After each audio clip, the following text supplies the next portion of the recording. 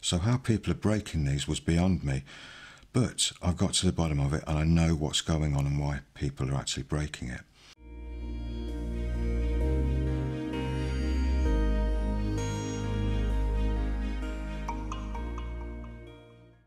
Hi everyone and welcome back. Okay, so this video is going to be about breaking your Graphgear 1000. Now, over on my Patreon channel there's been a little bit of talk just recently about this pencil. Quite a few members got this pencil for Christmas, actually bought sets of them for Christmas and things like that. And I've seen a couple of comments. One on my Patreon, one of my members there mentioned, oh, I'd heard that sometimes these pencils can break at the black plastic part just there. And I've done a review of this pencil on YouTube. In fact, I reviewed 15 of them all in one go, and then a few years before that I reviewed about 5 of them all in one go, all different pencils. And it was on one of those videos that I have actually received comments myself where somebody said, oh, I've got a Graphgear 1000 and it broke at the plastic part there. I thought, okay, that's strange. I thought nothing of it. In fact, I thought, I don't know how you've done that. It must, something's very wrong there. How did you manage to do that?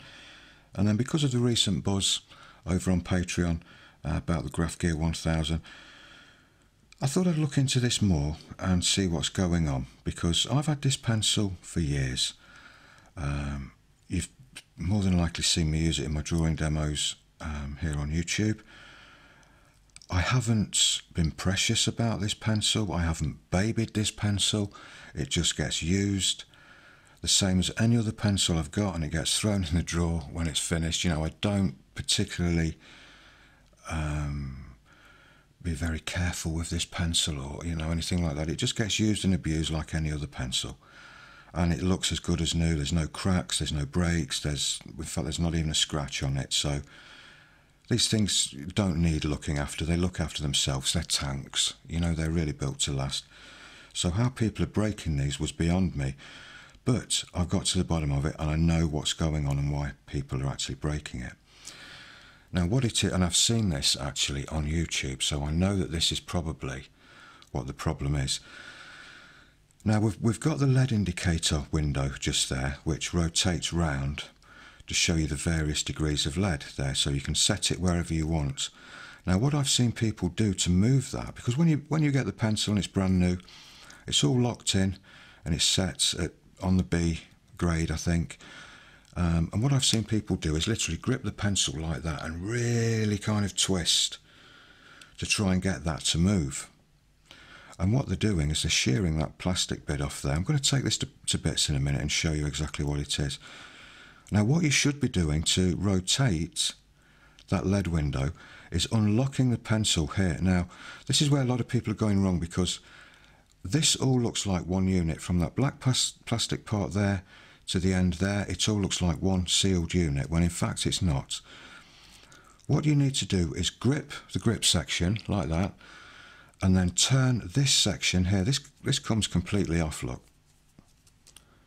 Comes completely away like that. You don't need to completely remove it to do the next stage of rotating this. So when you get that, that's all locked in and that won't move. It's supposed to be locked in. All you need to do is just loosen that, and then you can turn either the grip section or the body of the pen. They both turn together, and this window here will rotate around to whichever lead grade you want there, and back again to wherever you want it. So when you've got it on the lead that you want, this is a 2B lead in here, so I'll put it back on the 2B. You just literally hold the grip section again and then tighten the end back down, and now that's not going to turn or rotate, and you don't want it to. When you're drawing, you don't want to be knocking the pocket clip and it's turning this and moving your lead indicator around. You want that locked in. So it's meant to be like that straight out of the box. So when you look at that very closely just there, it's like I say, it looks like a sealed unit, and when you first get the Pentel Graphgear, you don't realise that turns, because even when you try to turn it, it's very stiff. You really have to grip that hard and really turn that the first time you do it, because it's very, very tight, and it just feels like it's not meant to come off, but it is. Now if I take this completely off and take this to bits, you'll see the plastic bits in question there is that section there. Now I'm just going to bring in my Pentel P200, which is an all plastic body. Okay, I'm just going to come back to that in a minute because I just want to show you something. If I turn the thread on there to unscrew this, and we take this completely off, that's not a thin, cheap bit of plastic. I want to, oh, can you see the diameter of that plastic? That's very thick. If I show you the diameter of the thickness of the plastic on both of these pencils, they're both very similar sort of thickness. I think this is a little bit thicker. But why aren't people writing and saying, because it's plastic, I've broke my Pentel P205? I've never heard of anybody breaking one of these things. Okay, granted, it's a longer, more flexible piece of plastic, purely because it's longer, whereas this has only got one sort of very small break point, so therefore it's going to be more brittle, you know, there's no flex in it. But still, how on earth is anybody breaking their Graphgear 1000 pencil just under normal use is absolutely beyond me. Because that's a good thick piece of plastic, no way is that going to break under normal use. Let's put that back together again. You know, and it's actually thicker around that ring part anyway. It's a good few mil thick compared to the rest of it. So what's happening is, because that threaded part there is locked in, what people are doing is, as they're trying to adjust this lead window around there when it's locked in, what they're doing is really twisting that, and they're shearing the thread off. They're shearing that thread off just there, and then when they go and pick it up and use it to draw with and it falls to bits, they're saying, oh, you know, it broke on me, it's rubbish, it's no good. When in fact it's not the fault of the pencil at all. You know, it's all down to user error. So I hope that's debunked that for you, because honestly you will never ever break one of these pencils under normal use. If you do, it's down to user error and nothing else. There's nothing, it's not a weak point, there's nothing wrong with these pencils at all. You know, like I say, I've used this for years, haven't had the slightest problem with it, and everybody that's bought well, not everybody, but I know I've sold a lot of these pencils through affiliate links and things like that, and a lot of people have contacted me and said, you know, wow, thanks very much for recommending that pencil. It really is, you know, the best mechanical pencil I've ever used, the most comfortable, and everything you said was true.